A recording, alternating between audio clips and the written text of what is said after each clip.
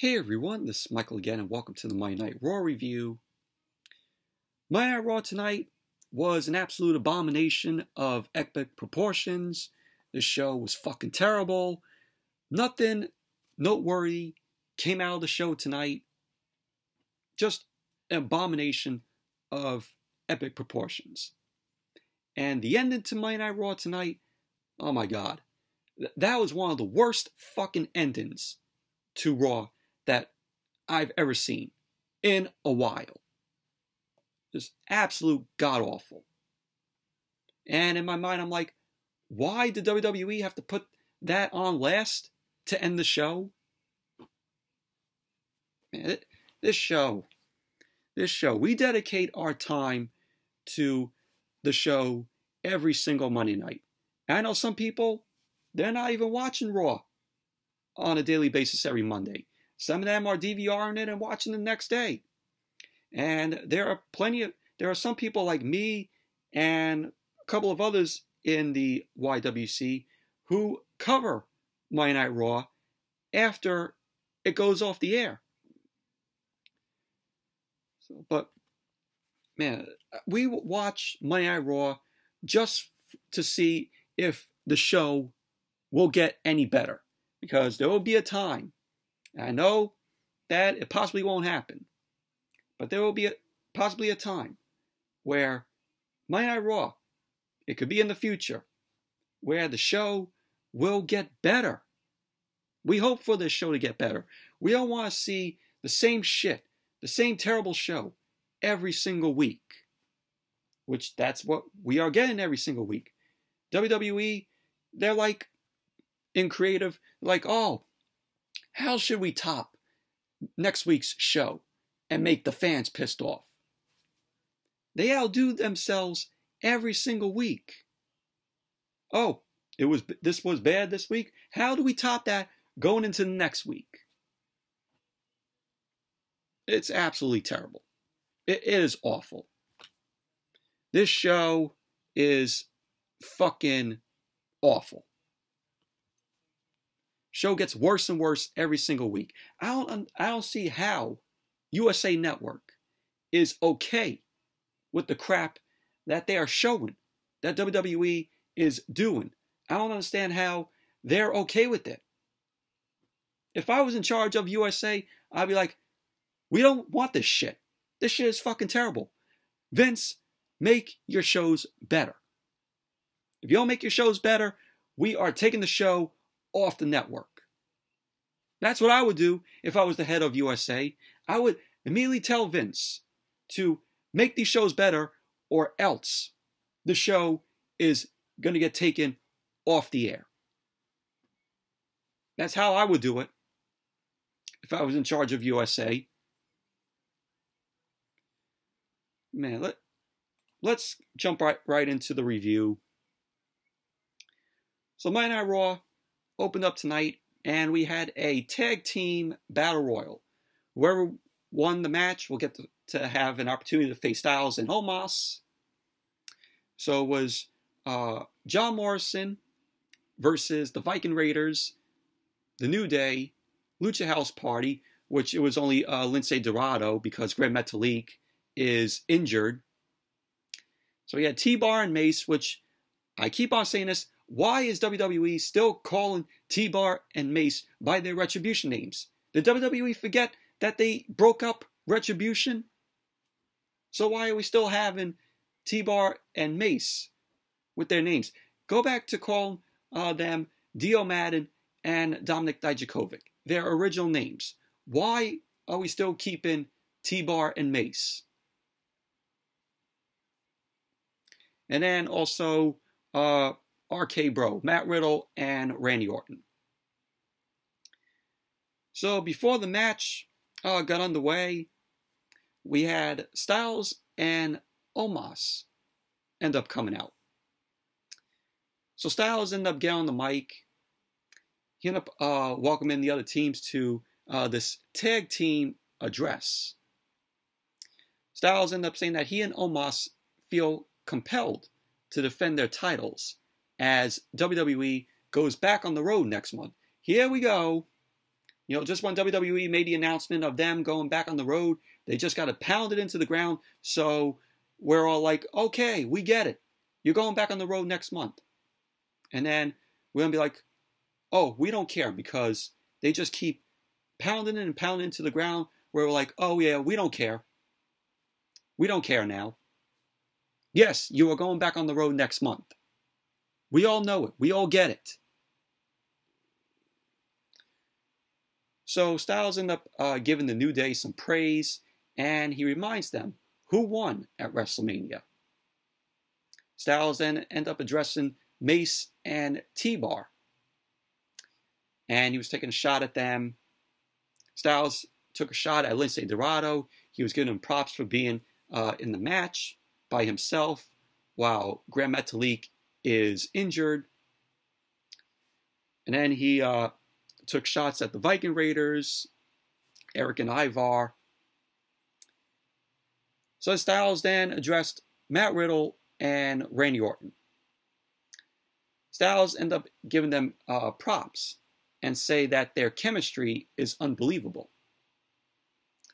So Styles and Omos went on about how they're phenomenal and that they're unbelievable, handsome. So Kofi Kingston and Xavier Woods end up knocking Styles and Omos. Orton ended up telling Styles to shut his damn mouth.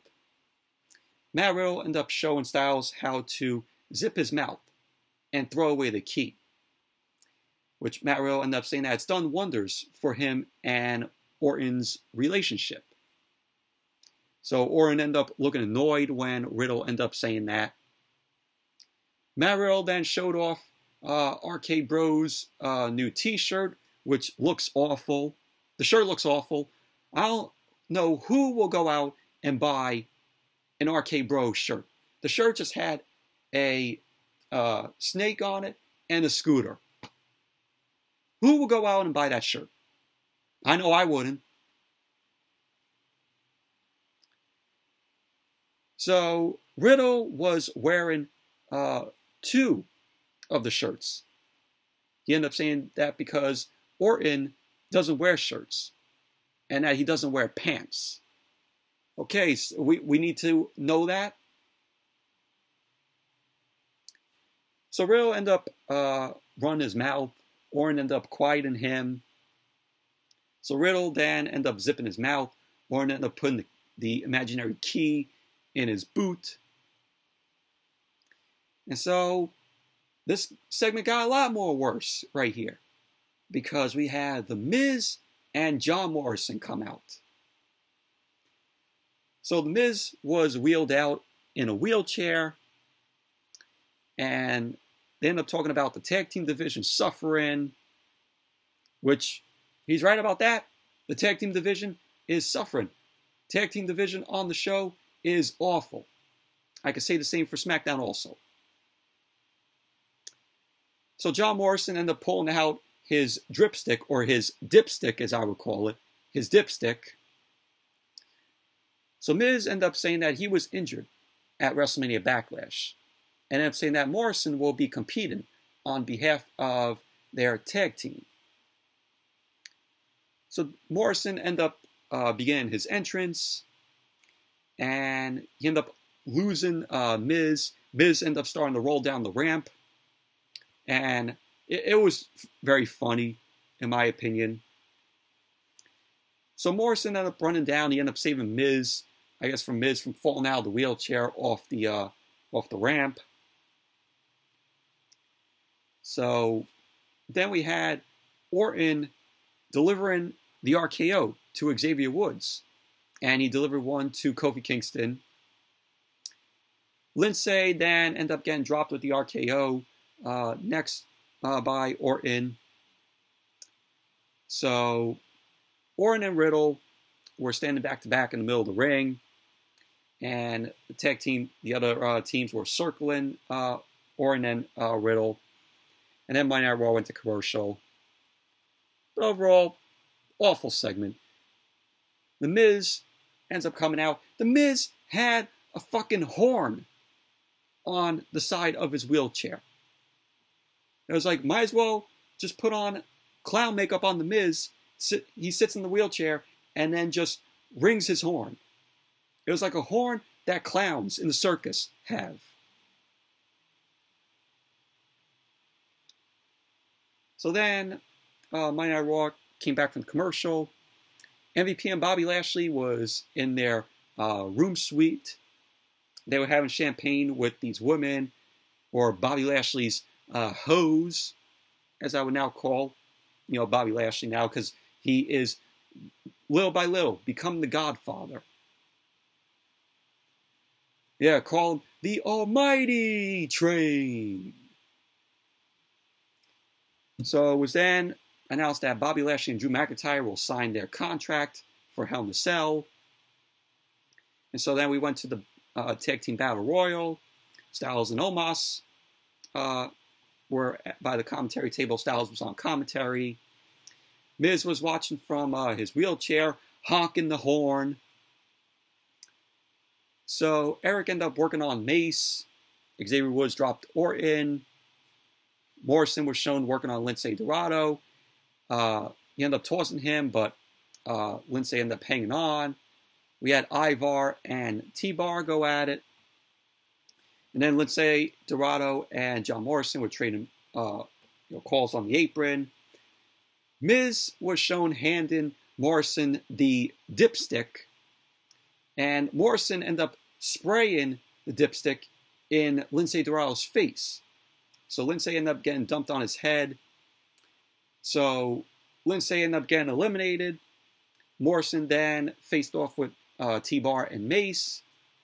Miz tossed the dipstick in, and they ended up grabbing Morrison by his throat, sent him over the top rope. Morrison had been eliminated, so I'm like, thank God, we don't have to hear the Miz honking the stupid horn on his wheelchair. So then Eric ended up getting double teamed by T-Bar and Mace. Riddle ended up going at T-Bar. T-Bar then ended up manhandling Riddle. Orton was shown fighting Mace off, but T-Bar and Mace ended up leveling Orton with a double boot. Mace and T-Bar then delivered choke slams to Kofi Kingston and Xavier Woods at the exact same time. So then Mace and T-Bar turned to Orton, and they end up grabbing Orton, delivered a double choke slam to Orton to send him over the top. But Matt Riddle ended up making the save. So T-Bar and Mace end up hitting Matt Riddle with the high justice in the middle of the ring. So the Viking Raiders then faced off with Mace and T-Bar. The New Day and the others end up attacking both of them. So T-Bar was eliminated by Randy Orton, Matt Riddle, Kofi Kingston, and Ivar. And then Mace was eliminated by Xavier Woods and Eric. So it was down to the Viking Raiders, New Day, and RK Bro. So they ended up facing off. Monday Night Raw went to another commercial. Then when Monday Night Raw came back, we saw Orton end up working over Kofi Kingston in the corner. Riddle and Eric were trading shots. Woods then grabbed Riddle from behind, and they go at it. Woods end up dropping Ivar. So the Viking Raiders end up double teaming on Xavier Woods. Riddle then fought off the Viking Raiders with some strikes and kicks and elbows. Riddle then took a double team from the Viking Raiders. Riddle then got dumped out to the floor and eliminated, but Orton was still in the match. So in the end, Kofi ended up dropping Riddle as he ran back in to save Randy Orton from, Kofi hitting the Trouble in Paradise to Orton.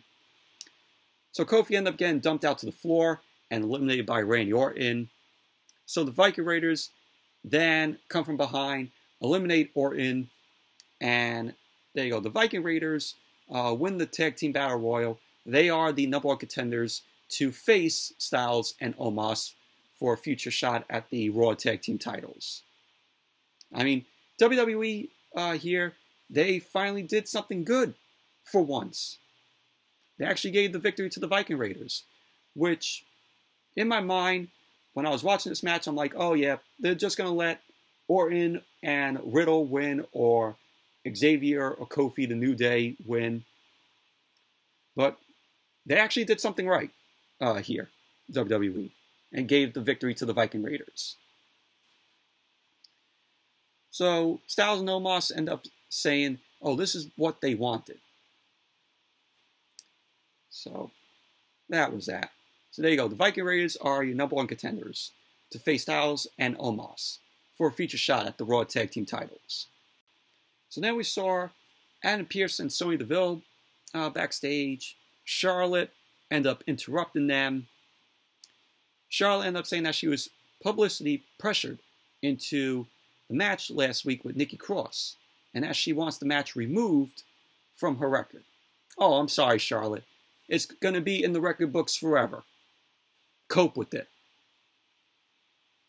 Go back to crying over your man Andrade on Twitter. Yeah, when Andrade made his debut on Friday, Charlotte had sad emoji faces and, hearts on, social media when Andrade ended up coming out on Dynamite this past Friday. So Charlotte ended up making her case, and that they won't remove the match. Charlotte then said that she tried to ask nicely, but Sonya Deville and Adam Pearce are jealous of her and the career that she's had. Jealous? Really, Charlotte? So Charlotte ended up telling Pearce and Sonya Deville to agree that she deserves a rematch with Nikki Cross. So then Rhea Ripley then walked up. She ended up saying that unlike Charlotte, she actually respects Nikki Cross. So Rhea Ripley was like, oh, if anyone deserves a rematch. And Sonya Deville and Adam Pearce end up booking Charlotte and Rhea Ripley versus Nikki Cross and a partner of Nikki Cross's choosing. So it was a tag team match. Charlotte ended up saying that unlike her partner, she can be professional about this. So that was that. So we saw that match later on tonight. And you already know with Charlotte and Rhea Ripley teaming up, you already know there that's not going to be a good sign with the both of them teaming together.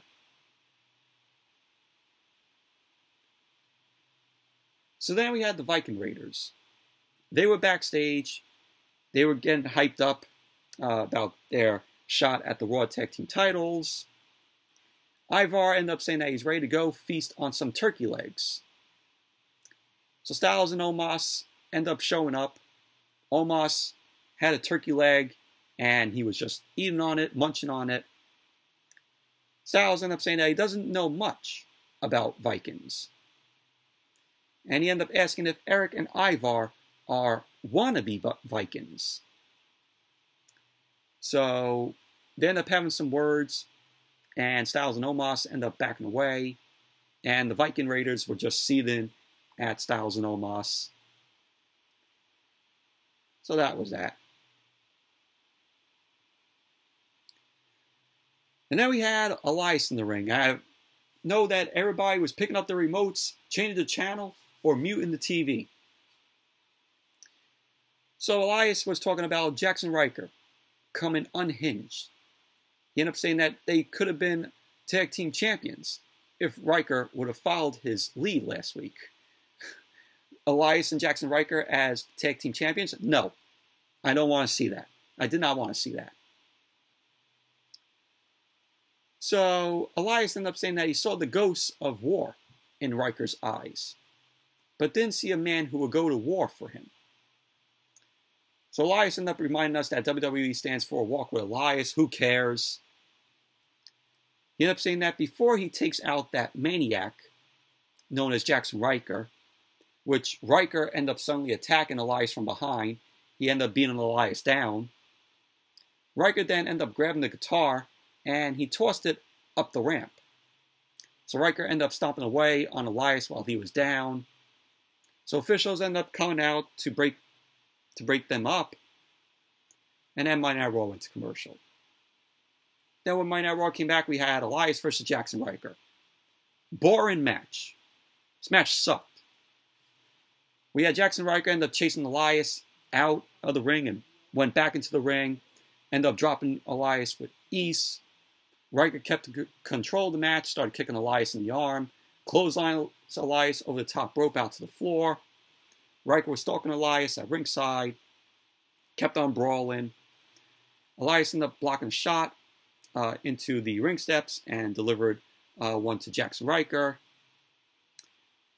Ryker ended up falling back into the ring, but Elias took control of the match. Elias leveled Ryker with a forearm. He ended up catching Ryker and delivered a spine buster to Ryker in the middle of the ring. Went for the cover. Ryker kicked out at 2. So Ryker ended up fighting off of Elias' shoulders. He ended up catching Elias with a choke slam. Elias retreated up the ramp, and the referee was counting. So Elias didn't want nothing to do with Jaxson Ryker, so the referee ended up counting to 10. And there you go. Jaxson Ryker won the match by countout. Who cares? Match was horrible. So then we had the contract signing between Drew McIntyre and Bobby Lashley, the Hell in a Cell contract signing. McIntyre ended up coming out first. Of course, he carried his sword to the ring. We had those piped in, edited crowd chants of them chanting Drew as he stood in the ring. And I'm like, thank God we don't have to hear those piped in crowd noises, ever since, they've been in the Thunderdome. So thank God that all goes away next month and we actually get live fans in attendance making noise. So Monday Night Raw went to commercial. Then when Monday Night Raw came back, Drew McIntyre was sitting at the table. Adam Pearce and Sonya Deville were the enforcers in the ring, managing the contract signing. So Bobby Lashley was introduced, and he was, not out there. So McIntyre ended up getting on the mic. He ended up predicting how this will go, with more of the same shtick from MVP and Bobby Lashley. McIntyre ended up then telling us the legend of Scotland's King Robert the Bruce and the Spider, and how he went on to win Scotland's freedom. You know what I'm saying? That he told his army, if at first you don't succeed. So McIntyre then ended up saying that he can modernize the speech to fit what we're seeing now. He was like, if at first you don't succeed, beat Bobby Lashley's ass at Hell in a Cell and win your title back. So Drew McIntyre ended up signing his name on the dotted line. So MVP, Bobby Lashley, and the woman, or Bobby Lashley's hose, were on the screen. MVP ended up saying that there's some unfinished business to tend to before things are official. He wanted to say that they were busy being fashionably late. So MVP ended up calling for Bobby Lashley's music to hit, which then out came Bobby Lashley. Lashley came out along with MVP and the woman, and McIntyre was looking off from his chair. Lashley got into the ring. He ended up taking a seat at the table. MVP then congratulated McIntyre on once again McIntyre manipulating his way into facing Bobby Lashley. MVP wants to say how McIntyre won't get another shot at Bobby Lashley for the WWE Championship if he loses. So he was going on about how Bobby Lashley can't wait to bring the WWE Championship back on the road. So McIntyre then interrupted. He ended up accepting the terms and that he just wants MVP to shut up. McIntyre ended up saying that he will never challenge Bobby Lashley for the WWE Championship again if he loses. So McIntyre ended up saying that he wants something in return. He wants the match to take place inside Hell in a Cell. So MVP was shown, he was whispering something in Bobby Lashley's ear. MVP ended up saying that Bobby Lashley accepts the terms. So Adam Pearce then ended up making it official. The contract was signed. Lashley ended up having some words for McIntyre, and he ended up saying that the story will end with McIntyre tucking his kilt between his legs and walking away in shame and defeated. So McIntyre then talked about how brutal Hell in a Cell is and how this will be a new experience for Bobby Lashley. So he ended up telling Bobby Lashley to start praying, but those prayers will go unanswered. McIntyre then said that he will grant Bobby Lashley mercy with a Claymore to take back the WWE Championship. So then McIntyre then ended up telling Bobby Lashley to enjoy the next few weeks because he will see him in hell. So then Lashley ended up saying that he will beat McIntyre there. So Bobby Lashley then stood up, started celebrating with MVP and his woman. McIntyre then raised his sword and chopped the table, splitting the table in two. So basically that was that. But overall, this whole contract signing was boring, in my opinion. It was absolutely boring. The best part of the contract signing was McIntyre having his sword and chopping the table in two. That was that. And then we saw Sarah Schreiber. Sarah Schreiber was backstage with Nikki Cross. Nikki Cross ended up talking about her tendency and the wins that she has been receiving. So Nikki Cross then revealed to Sarah Schreiber who her tag team partner is going to be for the match against Rhea Ripley and Charlotte. So Nikki Cross ended up introducing Asuka as her tag team partner. So that was that. So there you go. Asuka was Nikki Cross's tag team partner for the tag team match tonight for Rhea Ripley and Charlotte. So then we had Ricochet versus Humberto Carrillo. Number one contenders match. Whoever wins gets to face Sheamus for the United States Championship. Sheamus came out, and Sheamus was shown wearing a face protector because Sheamus underwent surgery for his broken nose, which Humberto Carrillo ended up causing Sheamus last week. So Sheamus was watching from a chair at ringside.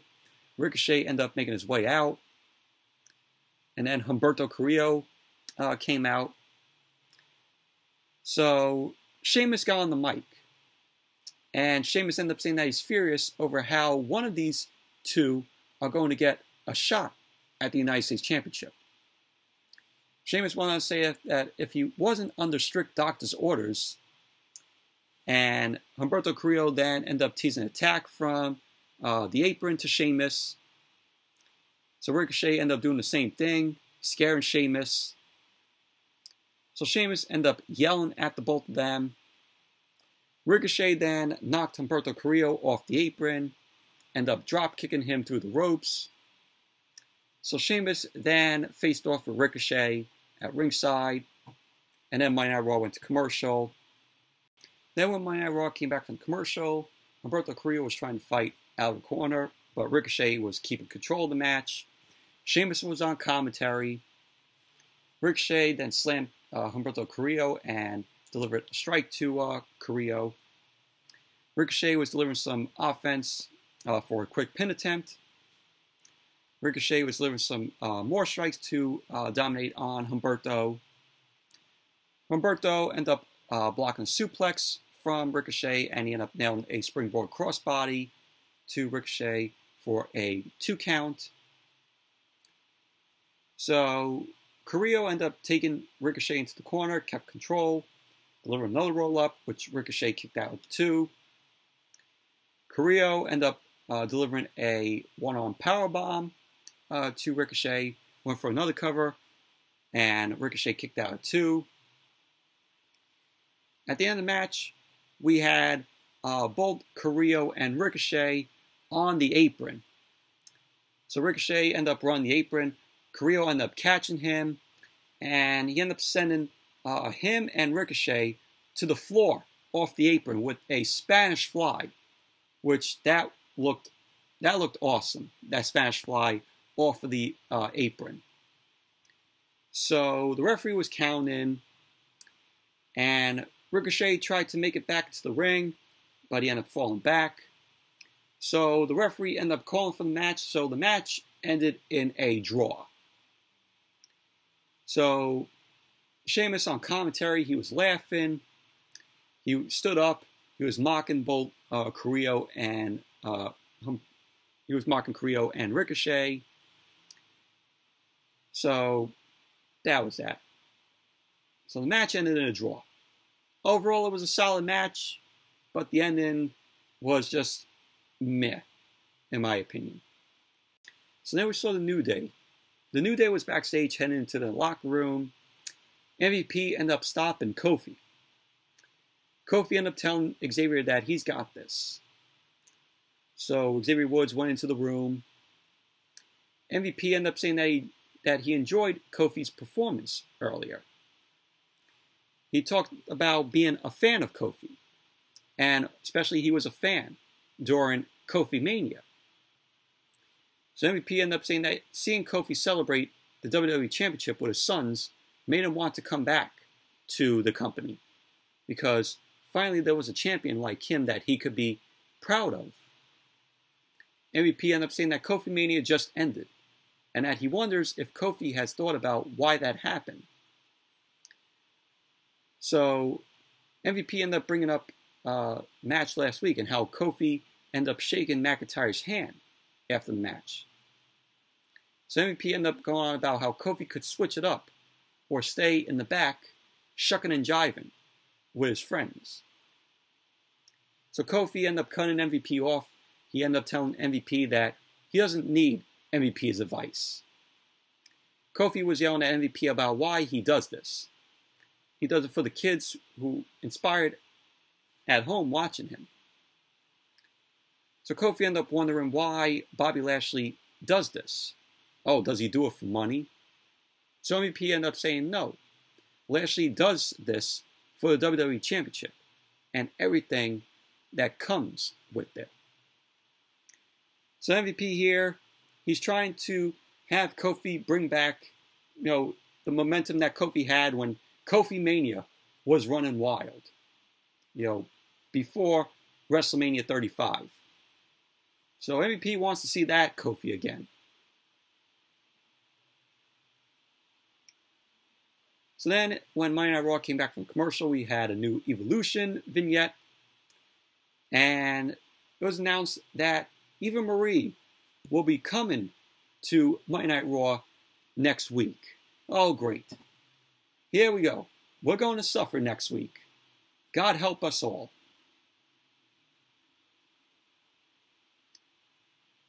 So then we saw Mansoor. Mansoor was backstage warming up. Mustafa Ali comes to Mansoor. Mustafa Ali was in a nice suit. He ended up saying that he heard that Mansoor has a match with Drew Gulak. Mansoor ended up saying that he's ready, but Mustafa Ali ended up disagreeing with him. Mustafa Ali ended up saying that Mansoor is ready for a fair and square match. But he ended up telling him what happens when Drew Gulak starts cutting any corner that he can win. So Mustafa Ali ended up saying that not everyone will play by the rules like Mansoor. So that was that. Then we had Jeff Hardy versus Cedric Alexander. And this match was okay. We had Jeff Hardy doing a pre-recorded promo, talking about how the locker room veterans used to get respect, but the locker room is polluted by people like Cedric Alexander, who expects to be handed everything. So Jeff Hardy ended up saying that he's going to show Cedric a lesson in earning respect. So that was the pre-recorded promo that Jeff Hardy ended up cutting. So then Cedric Alexander made his way out after Monday Night Raw came back from commercial. We got a pre-recorded promo from Cedric Alexander, and he was talking about how Monday Night Raw needs a breath of fresh air from the has-beens. No, it needs a breath of fresh air for the show to get better. So that was the promo from Cedric Alexander. Him saying Monday Night Raw needs a breath of fresh air. It needs a breath of fresh air for the show to be better again. When Monday Night Raw gets better again, that will be a breath of fresh air for the show. So the match ended up starring. Both Jeff Hardy and Cedric Alexander end up going at it. Hardy ended up fighting back from the corner. He ended up taking Cedric from corner to corner. Jeff Hardy ended up sending Cedric face first into the turnbuckles. And he ended up coming off the second turnbuckle, delivered a shot to the back of Cedric's neck. Cedric then cashed a kick from Jeff Hardy and ended up landing a drop kick. Went for the cover, which Hardy ended up kicking out of 2. So Cedric was being aggressive. He was taking Hardy into the turnbuckle. Cedric kept control of the match, ended up drop kicking Jeff Hardy in the back for another 2 count. So Cedric kept control. He ended up putting a boot to Jeff Hardy's face. Cedric was using the ropes as the referee was warning Cedric. Jeff Hardy ended up fighting out of it. He ended up dropping Cedric with an enziguri. Cedric then rolled out to the floor. Hardy then ended up running the ropes, but Cedric ended up running back into the ring and dropped Jeff Hardy for a 2 count. So at the end of the match, we had Cedric going up to the second turnbuckle. He was mocking Jeff Hardy. Jeff Hardy ended up kicking Cedric in midair and nailed the twist of fate. Jeff Hardy then went to the top, hit the swanton to Cedric. And there you go. Jeff Hardy ended up winning the match. Overall, very shocking that Jeff Hardy ended up winning.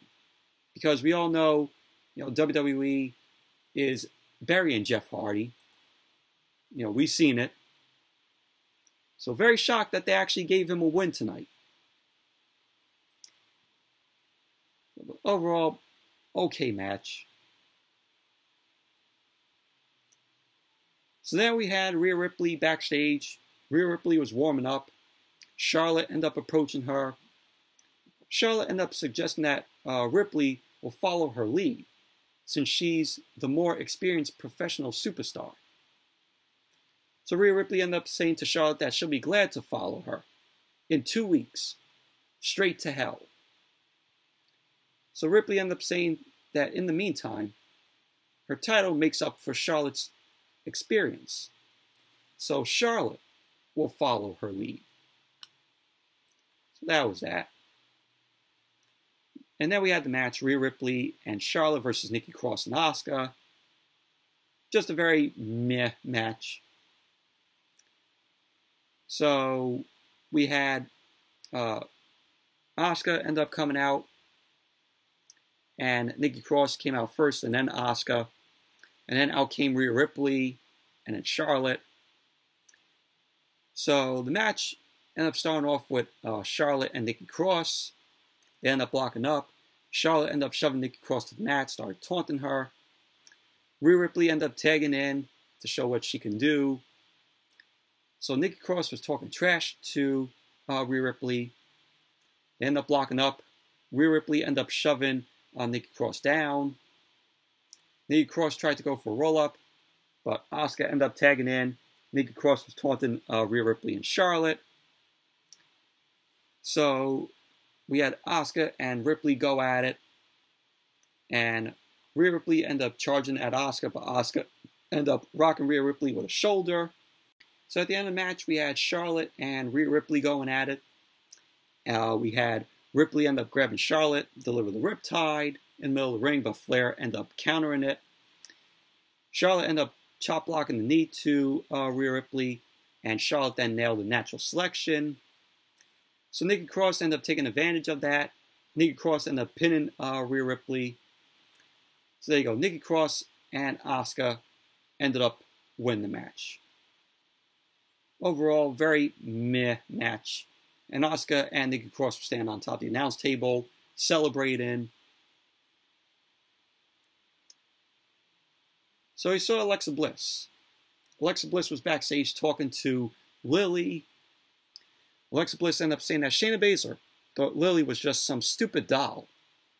But she ended up saying, watch what happens when Shayna comes to play later on. Bliss ended up saying that it's going to be a real screen. So that was that. Which, yeah, Shayna Baszler was on Alexa's playground. Which was, of course, what went on last on Monday Night Raw tonight. And then we had Mansoor versus Drew Gulak. Quick match. Mustafa Ali was watching backstage. So Mansoor ended up taking Gulak down. They were trading holds. Mansoor ended up delivering arm drags to Drew Gulak. And Gulak came back, delivered a smack to Mansoor and a clothesline coming out of the corner. Gulak then slammed Mansoor into the ropes, went for the cover. Mansoor ended up kicking out 2. So Mansoor's leg was hurting him. Mansoor was selling his leg being hurt. And Gulak was focusing on the hurt leg of Mansoor. So Mansoor ended up winning the match. He ended up rolling Drew Gulak up. There you go. Mansoor ended up winning the match. Very quick match. So Matt Riddle was backstage. Randy Orton ended up walking up to Matt Riddle. Matt Riddle has a match with Kofi Kingston. And Matt Riddle ended up saying that all he wants to do is sit down with a Whopper from Burger King. And he wants to eat the Whopper. Now there you go. Promotion for Burger King for the Whopper. So Matt Riddle was ranting about how he wants to be road buddies with Randy Orton when WWE goes back on the road next month. So Orton ended up quieting Matt Riddle. So Riddle ended up asking if he's going to come to the ring for the match tonight. Orton ended up saying that he's not sure. Orton then quieted Matt Riddle again. And he ended up dropping the imaginary key into the trash can. So Matt Riddle was shown a little upset as he rode on a scooter out to the ring. So then we had Kofi Kingston versus Matt Riddle. This was a pretty decent match here. So New Day were in the ring. Out came Matt Riddle on a scooter. Riddle ended up flying into the ring. He, of course, kicked his flip-flops off. And thank God we did not get no flying CGI birds. So the match ended up starting. Both Kingston and Riddle ended up locking up. They ended up going to the mat. Kofi ended up working Matt Riddle over in the corner. Kofi delivered a running punch to Matt Riddle. He ended up taking Riddle down, ended up nailing a running kick to Riddle's face. So Kofi was kicking Matt Riddle around. Riddle ended up delivering a gut wrench suplex out of nowhere to Kofi. Delivered another one. Riddle went for the cover, which Kofi kicked out at 2. And Xavier Woods on the outside, he was playing Francesca to distract Matt Riddle. So Riddle was yelling at Xavier Woods. He ended up saying that he likes the music, but not now, bro. So Riddle ended up turning around. Kofi delivered a shot to him. He was delivering some chops in the corner. So Kofi went for the cover. Riddle ended up kicking out at 2. So then out came Randy Orton. So Kofi ended up nailing a missile dropkick from the corner to Matt Riddle. Kofi delivered a sliding dropkick through the ropes to Orton. Then Kofi ended up dropkicking Matt Riddle out to the floor. So Orton then came from behind. And Orton ended up slamming Xavier Woods on top of the announce table. So then Monday Night Raw went to commercial. Then when Monday Night Raw came back from the commercial, Riddle ended up delivering a exploder suplex to Kofi from the corner, and then a running punt kick. So Kofi ended up avoiding a suplex. Riddle ended up running into a boot from Kofi. Kofi ended up going for the Hurricanrana from the top, but the Hurricanrana was botched. So Kofi kept control of the match. He ended up launching himself into a splash to Riddle for a 2 count. Riddle then ended up running into a kick in the corner. And at the end of the match, Kofi ended up winning, where Riddle ended up ducking the Trouble in Paradise. Riddle ended up powering Kofi up, but he ended up sliding out of it. Kofi ended up coming right back and delivered the Trouble in Paradise. So Kofi ended up going for the cover. So Kofi ended up winning the match. So post-match, Kofi was celebrating with Xavier Woods. Riddle ended up sitting up at ringside against the announce table. Randy Orton looked disappointed at Matt Riddle. So that was that. Overall, it was a decent match between Kofi and Riddle. So then we saw Shayna Baszler. Shayna Baszler was walking backstage. Nia Jax ended up stopping Baszler. Nia Jax ended up admitted that things have been tense for a variety of reasons. Shayna Baszler ends up blaming it all on Alexa Bliss, sticking her nose in their business, and for Reginald costing them the women's tag team titles. So Nia Jax ended up saying that Reginald is at home recovering from what Shayna Baszler did to him last week, which was out of line. Yeah, if you remember during the Alexa's Playground segment last week where Reginald was the guest, Shayna Baszler ended up coming in, started attacking Reginald. Then Shayna Baszler then sat down on the swing next to Alexa Bliss, and Shayna ended up saying, to Lily, that she is a stupid doll. So Nia Jax ended up saying that she didn't come to argue. She came to offer help to Shayna Baszler. She ended up saying that she knows Alexa Bliss for a long time, and this is the most dangerous that Bliss has been. Nia Jax ended up saying that Alexa Bliss likely has something planned. So Shayna Baszler was like, I'm not afraid of a little blonde girl with some doll. So Baszler ended up going on. She ended up saying that Nia Jax might want to help her old friend, as Baszler ended up showing Alexa Bliss what happens when you cross the Queen of Spades. So then Shayna ended up walking off. So that was that.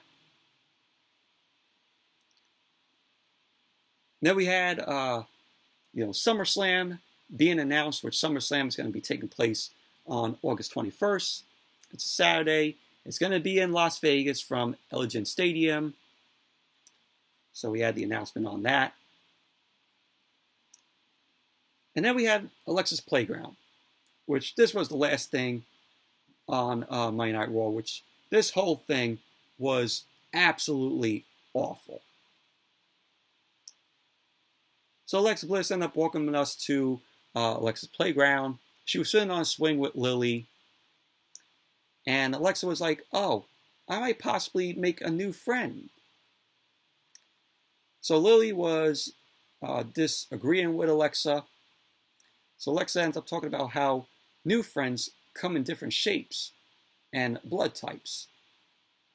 And then Shayna Baszler made her way out. Baszler got into the ring. She ended up knocking over the rocking horse. And Baszler then took a seat on the swing next to Alexa. So Alexa Bliss ended up saying that that wasn't nice, that Baszler ended up knocking over the rocking horse. But Bliss ended up saying that she and Lily would like to give Baszler the chance to be their new friend. So Alexa Bliss was like to Shayna Baszler, all you have to do is apologize to Lily. So Shayna Baszler couldn't believe that Alexa Bliss wants her to apologize to a doll. So Baszler was like, you're more delusional than she looks. So Baszler ended up saying that Bliss is to blame for Reginald's accidents, and the reason why she and Nia Jax aren't in the running for the women's tag team titles. So Alexa Bliss starts laughing. She ends up saying that she never do such a thing, and that she just wants them to all be friends. So Alexa Bliss then changed her tone, ended up saying that it would be in Shayna Baszler's best interest to just apologize to Lily. So Baszler then ended up snatching Lily from Alexa Bliss. She looks at Lily, and Shayna Baszler then apologizes. She just says that she's sorry that Lily is just a stupid doll. So then Alexa Bliss then attacks Shayna Baszler. Bliss ended up rolling out to the floor, and Shayna Baszler then put her foot on Lily in the ring. She was staring at Alexa Bliss. So while Baszler was staring at Alexa Bliss, Baszler ended up stomping on Lily's face. So we had the lights flickering in the Thunderdome. Baszler then retreated to the stage. And then, fire explosions started going off on the ramp as Shayna Baszler ended up backing up to the stage. So there you go. We have fire going off as Baszler was on the stage. So then we see Shayna Baszler. She was walking backstage, and the lights were flickering, and everybody just magically disappeared. So now we saw a light fixture fall from the top, barely missing Shayna Baszler. And then we saw another set fall over, missing Shayna Baszler. So Baszler was just walking in the back of the Yuengling Center. So she ended up finding herself locked in the building, and she was blaming all this on Lily. She was like, "Oh, it's just a stupid doll. It's just a stupid doll." So Shayna Baszler enters her room. She locks herself in the room. She pushed a couch in the way of the door. Baszler was like, "Oh, this is not happening." So the lights start flickering in the room, and there was a mirror that was in there. Baszler looked in the mirror, and all she saw was Lily was also in there. So Baszler kept telling herself, "Oh, it's just a doll, it's just a doll." So she sees Lily in the mirror again. So Shayna Baszler then shattered the mirror and screamed at it. And Lily was just shown still there in the broken glass. And then it went to black. Shayna Baszler was screaming. And that's how Monday Night Raw ended. One of the worst fucking endings to Monday Night Raw ever. In a long while. This thing was absolutely terrible. Man, I feel for Shayna Baszler. I really do. 400, think something days that she was NXT Women's Champion. She went from that to having a feud with a stupid doll named Lily, who looks like a peanut butter and jelly crustable. Awful. One of the worst fucking endings to Monday Night Raw in a long while. It was absolutely fucking terrible. But overall, Monday Night Raw, the show was an abomination of epic proportions. Fucking sucked. This show continues to get worse and worse every single week. And USA Network, they're okay with what they see. How could you be okay with the garbage that WWE is giving you to put on the network? On your network? I don't understand. I don't get it. But anyways, that's it for the Monday Night Raw review. Thank you all for watching. Hope you all enjoyed this review. Definitely give the video a thumbs up, comment, subscribe, and I'll see you all later.